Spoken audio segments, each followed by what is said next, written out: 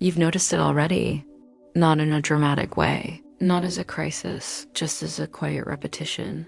The same kinds of conversations, the same emotional reactions, the same pauses before you speak, the same thoughts circling back at night. It doesn't look like a loop. It looks like life, and yet something in you has been aware that the days feel slightly familiar. Not predictable, just familiar in a way that's difficult to explain.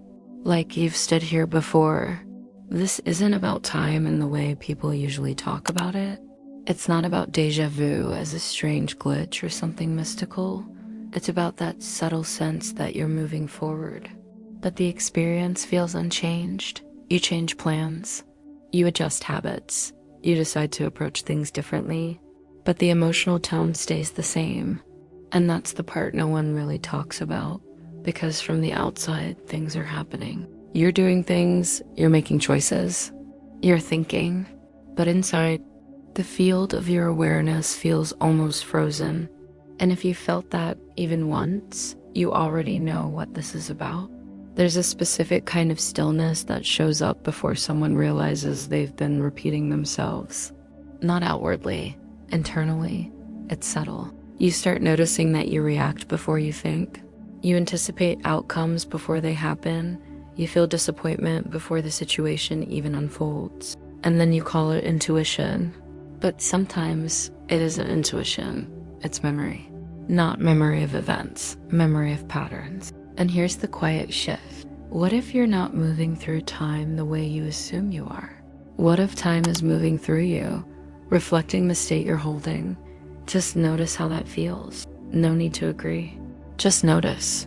Because if you've ever felt like you're waiting for something to change, a person, a circumstance, a version of yourself, there's something deeper happening underneath that waiting. You might not be waiting at all. You might be repeating. And repetition doesn't always look loud.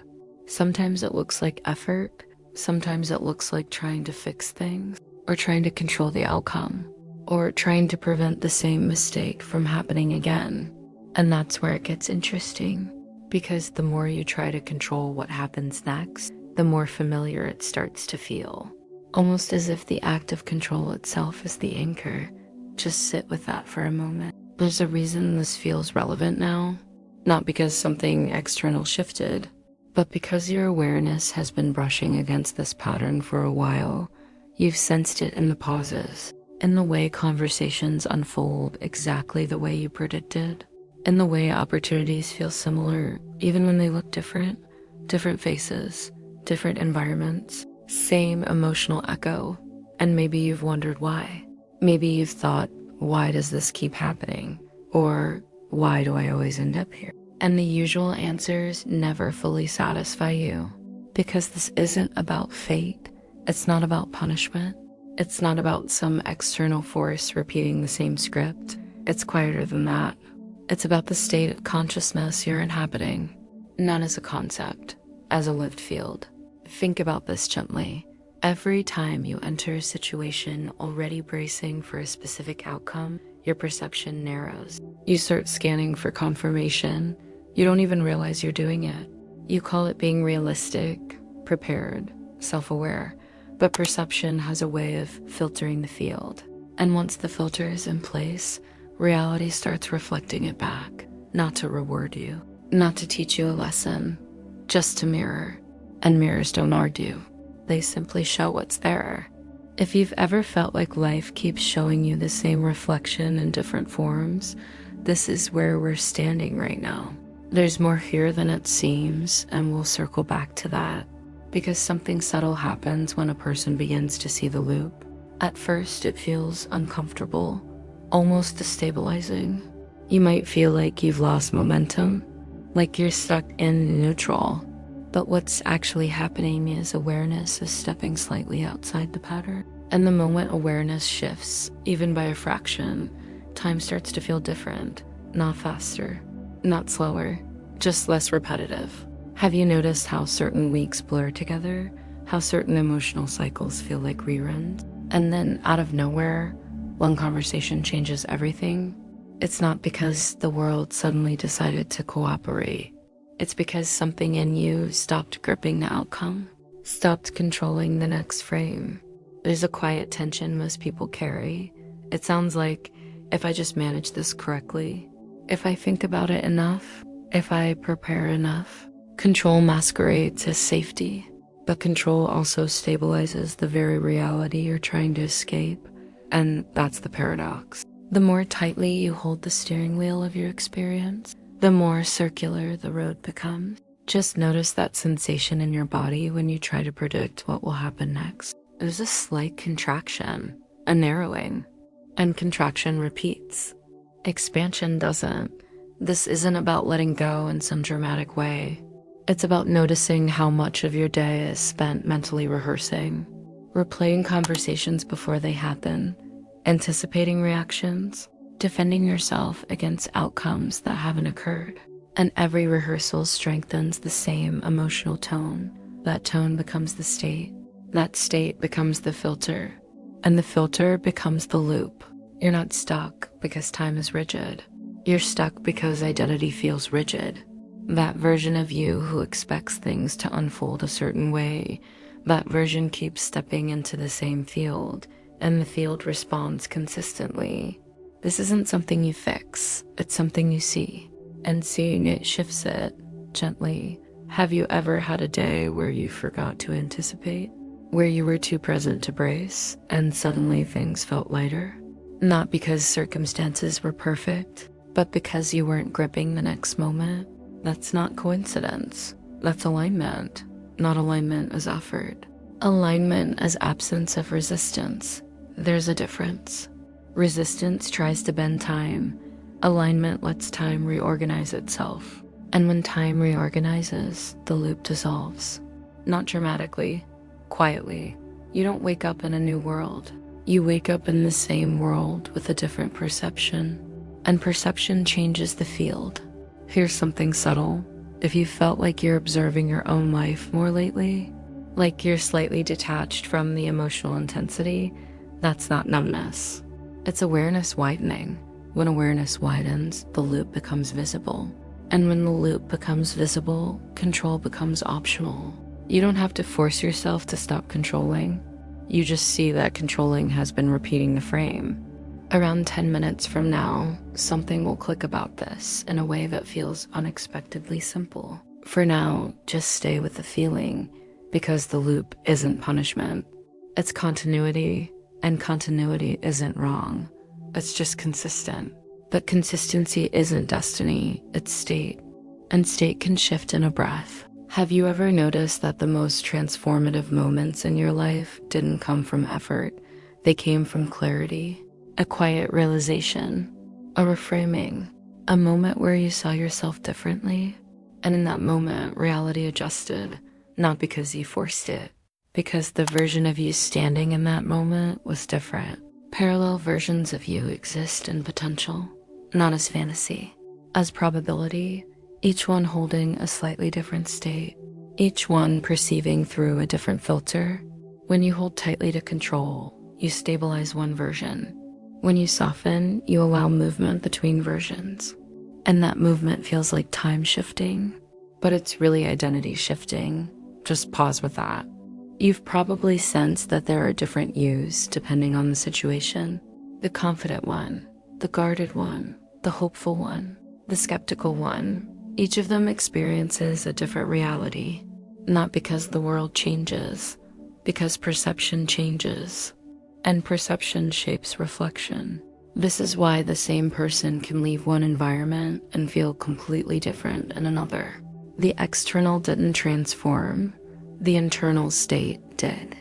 And when the internal state changes, time stops feeling circular. It feels fluid.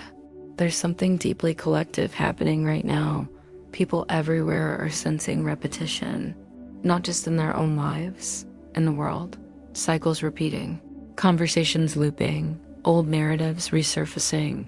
And yet, under that repetition, there's a quiet awakening. Not loud, not announced. Just individuals noticing patterns, individually. And when enough individuals notice, the collective field shifts, not through force, through awareness. You don't break the loop by fighting it. You break the loop by seeing it, seeing that you've been rehearsing outcomes, seeing that control feels like safety, seeing that anticipation stabilizes repetition, and then something relaxes, not because you decided to relax, because the illusion of necessity fades. Ask yourself quietly, how much of your day is spent mentally managing what hasn't happened yet? Just notice, no judgment. That noticing alone is movement, and movement interrupts loops. There's a reason the thumb says, stop controlling, collapse your reality, not as a command, as a description. When control stops, the stabilized version of reality collapses. And what emerges isn't chaos, it's openness. Openness feels unfamiliar at first, because you're used to rehearsing. But openness is where new timelines intersect, not as fantasy, as available states. You don't jump timelines. You shift identity, and identity shapes the field of reflection. Time isn't punishing you, it's consistent with you. The loop isn't external. It's alignment with a specific state. And when the state changes, the reflection reorganizes. If this resonates in a way you can't fully explain, that's not random. It means you've already been sensing the pattern. We'll return to something important about control a little later, because there's a layer underneath it that most people never consider. For now, just feel the possibility that you're not stuck in time. You're stabilized in a state.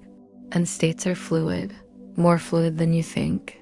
Notice how your body responds when you stop trying to predict the next sentence of this video. There's a small drop in tension. That drop is a preview of what happens when you stop managing the next frame of your life. The loop doesn't shatter, it dissolves. And dissolution feels like freedom, not because something new was created, but because something old stopped being rehearsed. You've never been trapped in time. You've been consistent in identity. And consistency can soften gently, without force, without effort, just through awareness. If you've ever felt that subtle repetition, that quiet sense of, haven't I been here before? You weren't imagining it, you were noticing the mirror. And the moment you see the mirror as a mirror, it no longer defines you, it reflects you. And reflections can change, not by control, by alignment. Stay with that. Because this isn't ending, it's opening. There's a layer underneath control that's even quieter than the need to manage outcomes. It's the need to protect identity. And that's where the loop becomes almost invisible. Because you don't think you're protecting identity. You think you're protecting yourself. But identity is just a stabilized pattern of perception, a familiar way of interpreting what happens. A consistent emotional baseline. A story about who you are inside the field of time, and stories repeat, not because they're true, because they're familiar. Have you ever noticed how uncomfortable it feels when something truly unpredictable happens? Not mildly unpredictable, not a small surprise, but something that doesn't fit your narrative at all. There's a moment of disorientation, almost like your mind scrambles to fit it into something recognizable. That scramble is identity trying to restore continuity, because continuity feels safe, even when continuity is painful. That's the quiet truth. People will often choose familiar discomfort over unfamiliar openness, not consciously, just structurally. And that structural choice stabilizes the loop.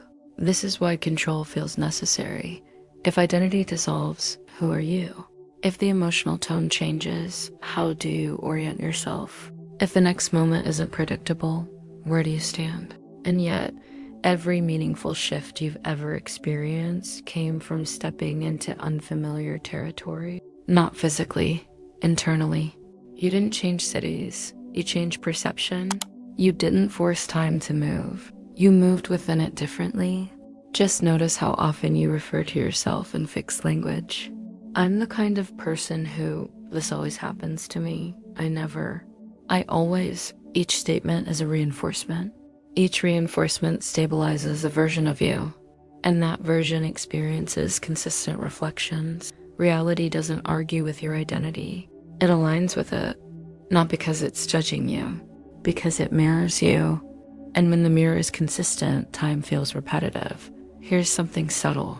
You don't actually experience time directly. You experience perception shifting through a sequence of reflections.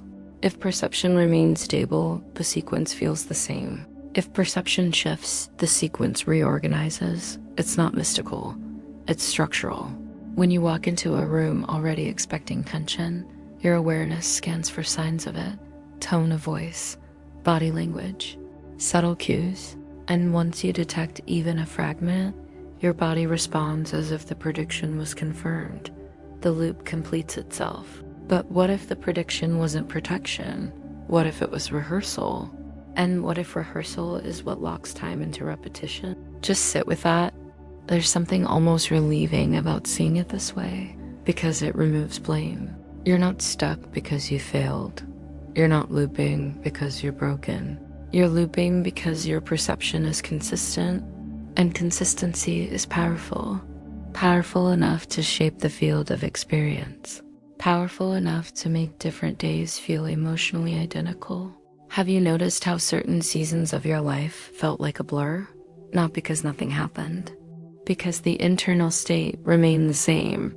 And then sometimes one subtle internal shift made everything feel new again. Even the same environment, the same people, the same circumstances, suddenly lighter. That wasn't coincidence. That was identity loosening. There's a quiet collective shift happening where people are beginning to sense this. They're realizing that effort isn't creating change, that trying harder isn't breaking patterns, and that maybe the issue isn't action. Maybe it's attachment. Attachment to a specific self-image, attachment to a predictable narrative, attachment to control. And control isn't aggressive. Sometimes control is subtle. It sounds like, I just want to understand what's going to happen. I just want clarity. I just want certainty. But certainty stabilizes time. Openness destabilizes repetition. And destabilization can feel uncomfortable at first because it removes the illusion of management. There's a moment, and you may have felt this, where you stop trying to fix something. Not because you gave up, but because you genuinely released the need to manage it. And almost immediately, something shifts. The conversation changes. The opportunity appears. The tension dissolves. It feels almost surprising. But it isn't magic, it's alignment. Alignment with a broader field of possibility. When you're gripping tightly to a specific outcome, you align with that narrow band of probability. When you soften, the field widens. More versions of you become accessible. Parallel versions, not in the fantasy sense. In a structural sense, different identities, different perceptions, different emotional baselines, each one existing as potential. And the one you stabilize through control becomes your lived experience. Just notice how your body feels when you imagine letting go of managing the next week of your life. There's resistance, not because letting go is wrong, because identity fears dissolution. Identity fears unpredictability. But unpredictability is where novelty lives, and novelty is what breaks loops. Around now, you might feel something clicking, not fully formed, but like a shape emerging. There's a deeper layer to this, and we're about to touch it, because control isn't only about outcomes. It's about memory, specifically emotional memory. When something hurt you before, you learn to anticipate it. When something disappointed you before, you learn to guard against it. That guarding becomes identity. I'm cautious. I'm realistic. I'm prepared. But preparation based on future repetition. You're not protecting yourself from pain. You're aligning with a version of you who expects it. An expectation shapes perception. Perception shapes reflection. Reflection shapes time. The loop isn't linear. It's circular because identity is circular. Have you ever tried to be different but still felt the same inside? That's because behavior can change without identity shifting. And without identity shifting, reality reorganizes minimally. It rearranges details, but the emotional baseline remains. And the emotional baseline is what makes time feel repetitive. If this resonates quietly, that's enough. You don't need to solve it. Just seeing it begins to loosen it. There's something almost liberating about realizing that the loop isn't external. It's alignment, alignment with a specific self-perception. An alignment can shift without force. You don't force alignment. You recognize misalignment, and recognition dissolves tension. There's a reason this video isn't telling you to do anything, because doing reinforces identity. Seeing interrupts it. Just pause for a moment and notice your breathing. Not intentionally, just observe. The moment you observe without trying to modify it, something softens. That softness is presence, and presence interrupts rehearsal. When you're fully present, you can't rehearse the next frame. You're too engaged in the current one. And in presence, identity becomes fluid. Fluid identity experiences fluid time. Rigid identity experiences repetition. It's that simple. Not simplistic, simple. There's a quiet awakening happening across the collective field where individuals are beginning to sense that reality isn't something happening to them. It's something reflecting them, not as blame, as structure. And when that recognition lands, even softly, control becomes less necessary. Because if reality is reflection, then managing the mirror isn't the solution. Shifting the state is, but shifting the state doesn't mean forcing positivity. It means releasing attachment to a fixed self-image, and self-image is often built from past memory. Memory is useful, but when memory defines identity, it stabilizes repetition. You don't need to erase memory. You need to loosen identification. You are not the version of you who was hurt. You are not the version of you who failed. You are not the version of you who anticipated disappointment. Those were states, and states pass unless you stabilize them. Control stabilizes, presence fluidizes.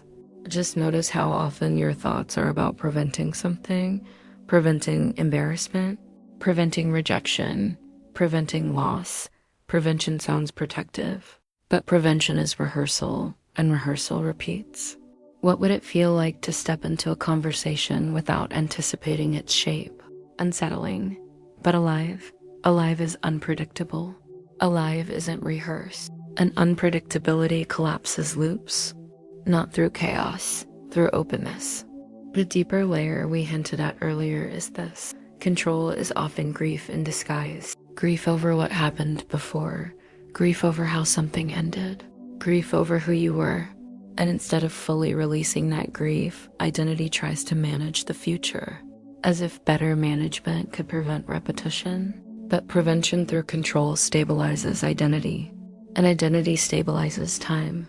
There's something profoundly gentle about realizing you don't have to control the next frame, because the next frame isn't independent of you. It reflects you, and reflection changes when state changes, not when effort increases. Just feel the difference between effort and awareness. Effort tightens. Awareness expands. Expansion doesn't loop, it evolves. You're not stuck in time. You're anchored in a familiar perception. And the moment you see that anchor, even briefly, it loosens. You don't need to yank it out. You just need to notice it. Notice how often you assume you know what will happen. Notice how often you narrate the future internally. Notice how often you brace. That bracing is the loop stabilizing itself. And when bracing stops, even for a moment, something unexpected slips through, not because you manifested it, because you stopped filtering it out. There's a quiet beauty in realizing that the future isn't predetermined. It's reflected from the state you're holding, and states are fluid when you stop gripping them. You might already feel it softening, not dramatically, subtly, like the edges of something dissolving. That's not imagination, that's identity loosening. And when identity loosens, time reorganizes. Not loudly, quietly, as if it was always waiting for you to release control. We'll bring this to a deeper layer in the next part, where something even more subtle becomes visible. For now, just let this settle. You've never been trapped in repetition. You've been consistent in perception. And perception can change. Without force, without effort. Through awareness alone, there's something even quieter than control. And it's this, the fear that if you stop controlling, nothing will happen. Or worse, everything will fall apart. That fear is rarely loud. It doesn't announce itself. It sits underneath the surface as a background hum, a constant monitoring of the field, a subtle readiness, as if you are the one holding reality together. And if you loosen your grip, the structure collapses. But what if the structure that collapses is the loop itself? Not your life, not your stability, just the repetition. Because here's the deeper layer most people never pause long enough to feel. Control is an attempt to keep reality familiar, even when familiarity feels restrictive, even when familiarity feels heavy, even when familiarity feels like standing in the same emotional room over and over again. There's comfort in knowing how something will feel, even if that feeling isn't ideal. The known disappointment, the known tension, the known outcome. It's predictable, and predictability gives identity something to hold. But identity isn't who you are, it's who you've stabilized as. And stabilization requires repetition. That's why the loop feels so real, because it's consistent. And consistency feels like truth. But consistency is just alignment with the state. You can feel this right now. Notice the subtle pressure in your body when you think about releasing control over something specific in your life. A relationship, a goal, a conversation you haven't had yet. There's tension, not because letting go is dangerous, because it removes familiarity. It removes the script. And without the script, identity has nothing to rehearse. Without rehearsal, time opens. An open time feels uncertain, but uncertainty is not chaos. It's potential. There's a quiet global shift happening where more people are beginning to sense that their suffering isn't punishment, it's misalignment, not moral misalignment. Perceptual misalignment, a gap between who they believe they must be and who they actually are. And that gap creates friction. Friction feels like repetition. You try harder, you think more, you plan more, but planning from friction only stabilizes the friction. It doesn't dissolve it, awareness dissolves it. And awareness is gentle. It doesn't fight identity, it simply sees it. Have you ever had a moment where you realized you were reacting automatically? And in that realization, you paused? That pause felt powerful, not because you forced yourself to change, because you saw the pattern before it completed. That's what breaks loops. Not new action, new seeing. You don't need a new strategy. You need a new relationship with your own perception. When you stop assuming that your thoughts are protective and start noticing that they are predictive, something shifts. Predictive thought stabilizes the same outcome. Presence destabilizes it. And presence doesn't require effort, it requires noticing. Just notice how often your mind jumps ahead. How often it imagines the next reaction, how often it rehearses the next disappointment. That rehearsal isn't wrong. It was learned. Learned through experience, learned through memory. But memory is not destiny. Memory is a reference point, and reference points can be released, not erased, released. There's a version of you that exists without the rehearsal, without the bracing, without the tight grip on the steering wheel of time. That version doesn't feel reckless. It feels calm, open, light, not because everything is perfect, because nothing is being pre-managed. And when nothing is pre-managed, the field of possibility widens. You don't collapse reality by force. You collapse it by stopping the constant reinforcement of a single version. Reality isn't one solid track. It's a spectrum of probabilities. And your identity selects the one that feels most aligned. If identity is rigid, the selection repeats. If identity is fluid, selection evolves. You don't need to become someone else. You need to loosen the grip on who you think you are. You've probably felt moments in your life where you surprised yourself, where you responded differently than usual, where you didn't react the way you typically would. And in those moments, the outcome shifted, not dramatically, but noticeably. That wasn't random. That was identity loosening. When identity loosens, perception widens. When perception widens, reflection changes. When reflection changes, time feels new. The loop isn't broken through effort. It dissolves through softness. Softness is not weakness. Softness is openness. And openness is movement. You've never actually been stuck. You've been consistent, consistent in expectation, consistent in narrative, consistent in self-perception, and consistency creates continuity. But continuity can evolve. It evolves the moment you stop protecting it. Just feel that. You don't need to protect your identity. It's not fragile. It's flexible. And when you stop defending it, it reshapes itself. There's something profoundly relieving about realizing you don't have to control the unfolding, because the unfolding isn't separate from you. It's a reflection of the state you're in.